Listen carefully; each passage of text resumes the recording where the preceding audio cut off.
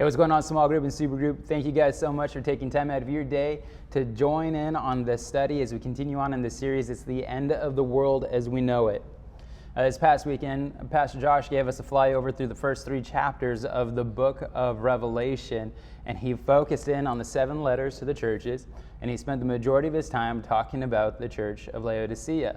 Now, he told us that the name Laodicea is made up of 2 different words that ultimately boils down to people of opinion.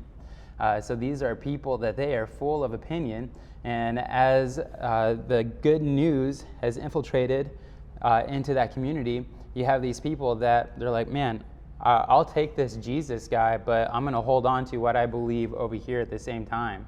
And Jesus is coming in, and he's saying in this letter, man, what I really want from you guys is I want you to be either really hot for me and all in, or just be all out. But where you guys are really finding yourselves at is in this lukewarm middle place, and I just don't like what I'm seeing here.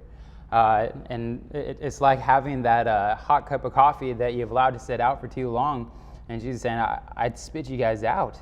It's not good, it's not bad, it's just kind of there. And Jesus is saying, I want to have this relationship with you guys as the church of Laodicea, but I'm not getting full commitment from you guys in this. And think about that. Could you imagine what it would be like to be in a relationship with somebody who's not fully committed? Imagine what that would look like. There'd probably be no passion, no fire, no dating would be going on. Imagine what the conversation would look like or sound like. It would be like talking to a teenager that's coming home from school. How was your day? Fine. Did you learn anything? Yep. Anything amazing happen? Nope. Just one-word answers. No real conversation, nothing of real substance. And Jesus is saying to the church of Laodicea, it's kind of the relationship that you guys are giving me right now, and I really want something more, or really just don't be in it. But this mixture that you're giving me right now of you're in, you're out, you're in, you're out, I'm not getting anything from this. And Josh was saying that when it comes to these 7 churches and these letters in particular, we can view it through the lens of church history. That not only was this letter written to a specific group of people and a specific church, the church of Laodicea, but it can be tied back to the church of today, that we are people of opinion. We sit there and say we're all about Jesus, but then we still have our ties to the world over here. So we're not fully committed going this way because something is still holding us back this way, and it's usually worldly related. Our relationship with the Lord isn't as strong as it can be because we're still wanting to resemble a little bit of what's going on over here.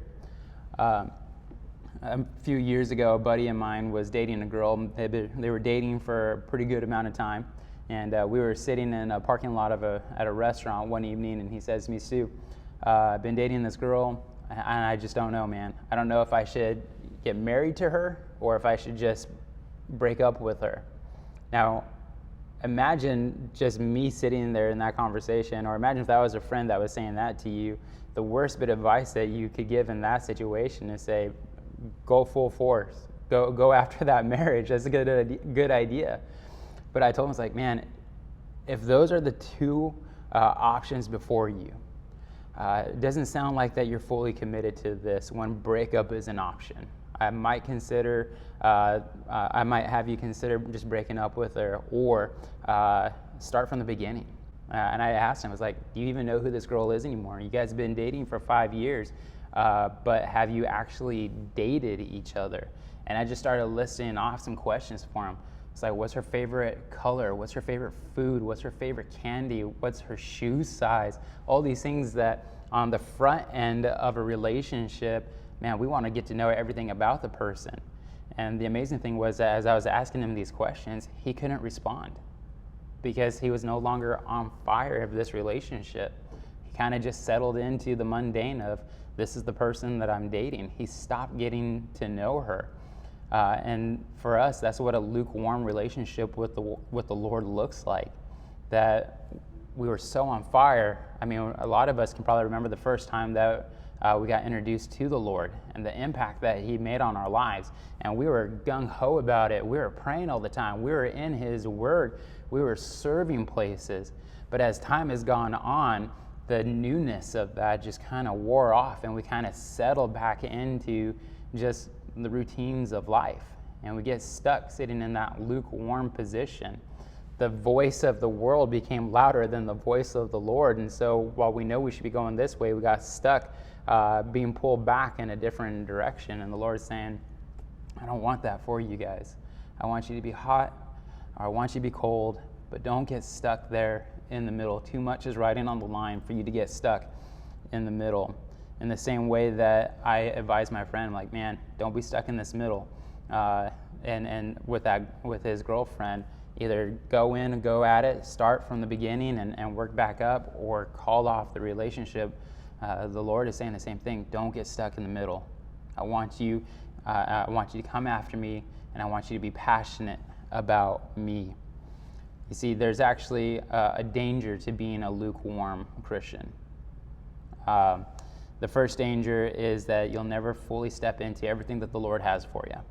If you're just going to settle for the mundane, you'll never experience everything that the Lord has for you on this side of eternity. Because I believe that God wants something amazing for you, not just in heaven for eternity, but even on this side of eternity. But if you're just going to go through the motions, you'll never experience that.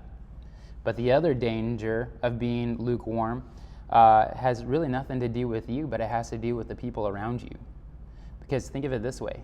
If you're lukewarm, what are you telling people about your Jesus? You see, if you say that you're a follower of Jesus, but then your life resembles a lot of what's going on in the world, people are going to look at you and go, well, what's different about you? I mean, you still act like me, you still talk like me, but you claim to be a Christian. I don't understand what's the big deal about following Jesus. The other danger of it is because you still act like and talk like everybody else in the world who are not followers of Jesus, you actually give them the ammunition to say, see, all Christians are just a whole bunch of hypocrites. There's nothing real to this relationship that they have with Jesus. There's nothing real about this Christian faith. So for me, as I read these words to the Church of Laodicea and what it can mean for us as people today, really has more to do not with us as individuals, especially those of us who claim Jesus as Lord of our life, but it has everything to do with what we're portraying to the lost. That Jesus doesn't really make that big of a difference. But as followers, we should know that's absolutely not true. So I want to set you guys off into your discussion time tonight, and I want to set you off with this question. If Jesus were to write a letter directly to you, what would he say to you? Would he find an offense to you? Would he say, man, well done, keep going? Would he say, man, you've forgotten your first love? In so many of these letters to the churches, Jesus always had something against them. But as Josh talked about in his message, like being in a corn maze, if you find yourself getting lost, just find a row and make your way out. And I would offer up the same advice to you. If as you're thinking about what it is that Jesus would say to you and an offense that he has against you, maybe now is the time to think about what's the road that you can grab a hold of and just run to it so you can get that passion and that fire back. Maybe it's just making the commitment to being in his word every single day. Maybe it's making the commitment to be in prayer every day. Maybe it's making the commitment to step into a place of serving someplace. Whatever it is, find that row and run back to a hot, passionate relationship with the Lord. But again, the question is, if Jesus were to write a letter to you, what would he write to you? What would he say?